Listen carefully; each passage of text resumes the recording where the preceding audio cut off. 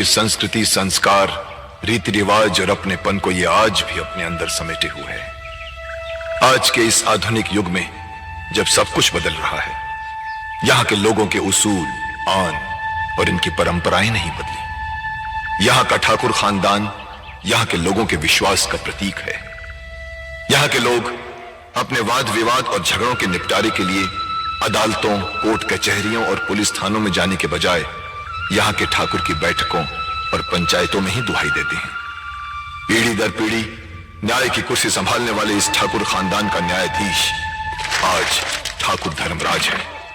कस्बे के लोग न्याय के इस देवता को प्यार से दादा ठाकुर कहते हैं। बहुरानी, दादा ठाकुर पंचायत के लिए निकल रहे हैं। अरे शामू, जल्दी बग्घी तैयार कर।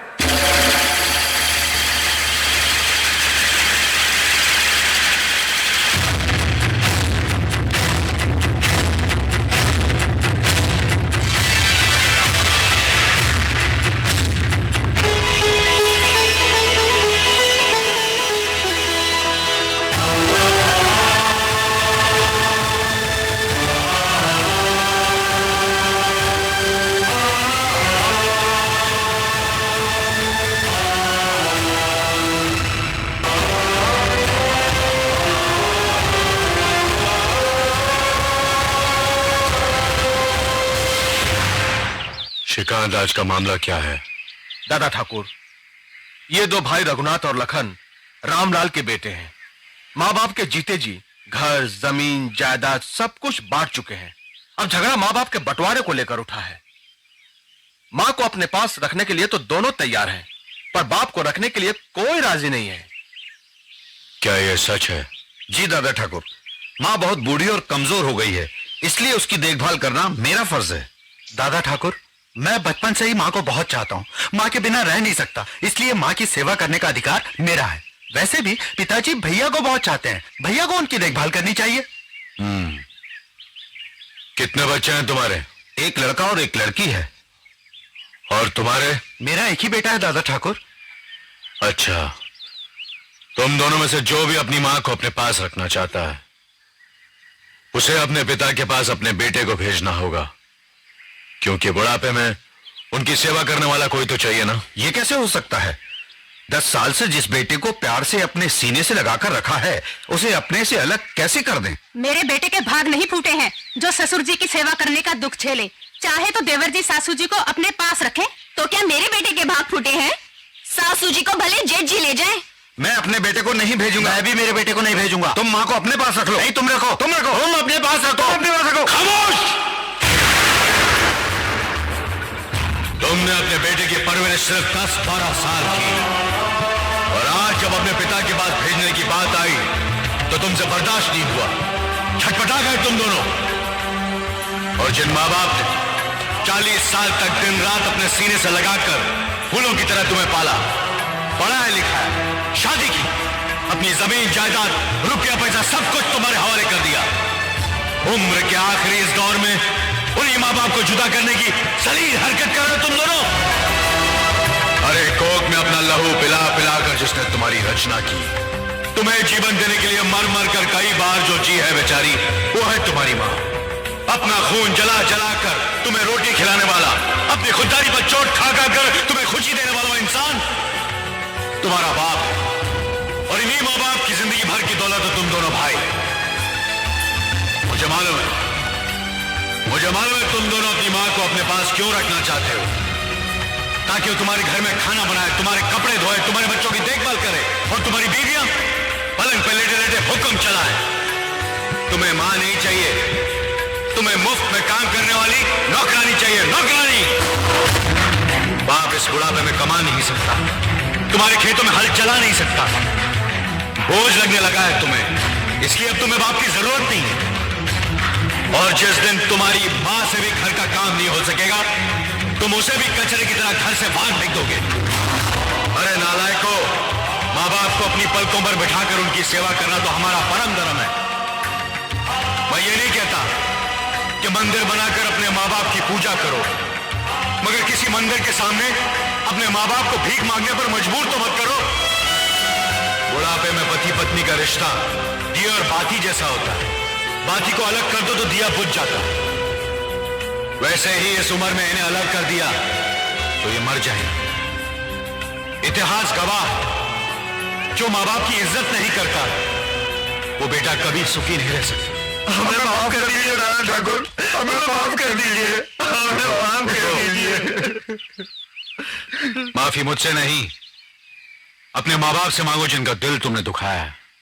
अब इनकी आखिरी सांस तक तुम्हें इनकी सेवा करनी पड़ेगी, वरना तुम इस गांव में नहीं रह सकते। यह हमारा फैसला है।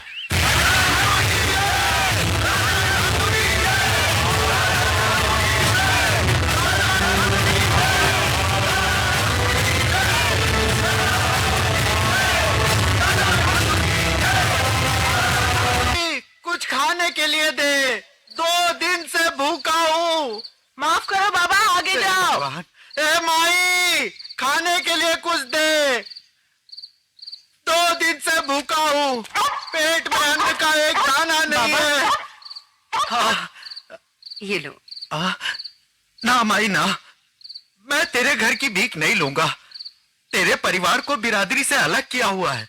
अगर मैं तेरी भीख लूंगा तो इस गांव में मुझे कोई भीख नहीं देगा। क्षमा करना।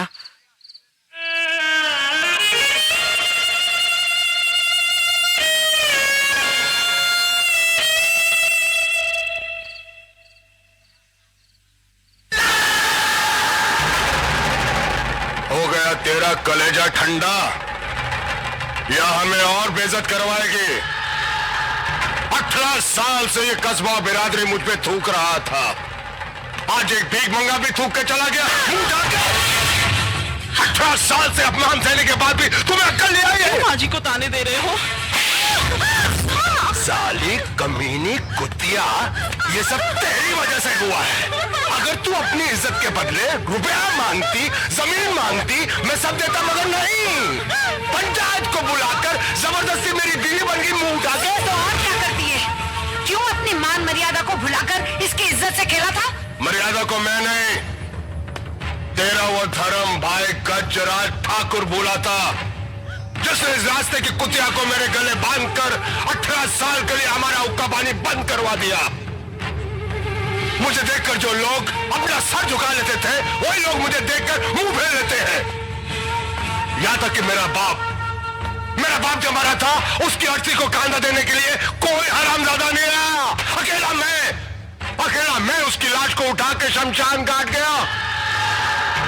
इस 2 टके की औरत की इज्जत लूटने की सजा इतनी बड़ी होती है। चुप कर नालायक, तू किसी औरत और उसकी इज्जत की कीमत क्या जाने? अरे सैकड़ों ठाकुरों की आन नीलाम करके भी एक औरत की इज्जत की कीमत पूरी नहीं होती। तुझे तो बहुत छोटी सजा मिली है। गजराज ठाकुर की जगह अगर मैं होती ना, तो सूली पे टांग देती तुझे। बस एक शब्द भी और बोली ना, लत्या डालूंगा, फोड़ डालूंगा तेरा चेहरा। क्या तू मुझे लते आएगा? मुझे? अपनी जन्म देने वाली माँ को? तुझे माँ का दर्जा मैंने दिया है। अगर मैं पैदा नहीं होता तो तू माँ नहीं बनती, बांझ कहलाती, बांझ। तुझ जैसी औलाद से तो मैं बांझ ही रहती तो अच्छा होता। जगन, ऐसा मत कर बेटा। जग्गू, ऐसा मत कर। जग्गू, भाग रहे हो? नहीं जग्गू, इस तरह हर साल अपने आप को जलाकर क्यों मेरे कॉक को जख्मी कर रहा है? मत कर बेटा, नहीं, मत कर ऐसा। भगवान के लिए ऐसा मत कर।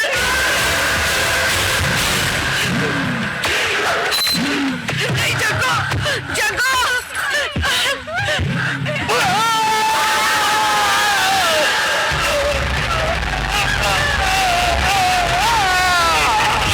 रो मत माई, रो मत। ये लोहा मेरे बदन को नहीं जलाता, मेरे अंदर भरी हुई बदले की आग को भड़काता है। कस्बे का ठाकुर होकर अछूतों और नीच की जिंदगी गुजार रहा हूं मैं। ना किसी से मिल सकता हूं, ना कहीं जा सकता हूं। उस जलन के सामने ये जलन कुछ भी नहीं है। बेटे, अब कुछ ही दिन तो बाकी रह गए हमारी सजा खत्म होने में। मैं अपनी सजा के दिन नहीं गिन रहा हूं, मैं दादा ठाकुर की जिंदगी के बाकी के दिन गिन रहा हूं। उसके बाप ने 18 साल के लिए हमारा हुक्का पानी बंद करवाया था। मैं उसको मिटाने के लिए 18 बार जन्म लूंगा। कल गया था साली बुढ़िया। मनिया! जी ठाकुर साहब। कल होली के त्योहार में लठबाजी है। किसी दूसरे गांव से लठबाजों को बुलाओ और दादा ठाकुर के दोनों भाइयों को खत्म कर दो ताकि उस हरामजादे के दोनों हाथ कट जाएं। आज का ये मेरा लोहे का दागना आखिरी दागना है।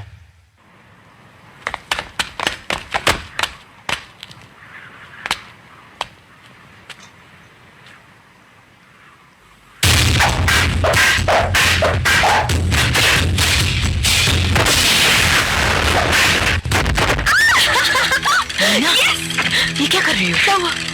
अपने गांव के आदमी मार खा रहे हैं और तुम ताली बजा रही हो? मुझे तो पता ही नहीं था।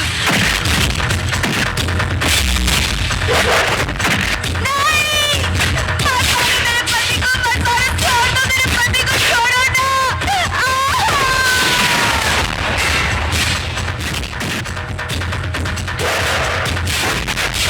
नहीं! नहीं, क्या उसकी जान लोगे क्या? कान खोल के सुन ले, ये हार जीत का मुकाबला है। जो बचेगा वो जीतेगा। दादा ठाकुर!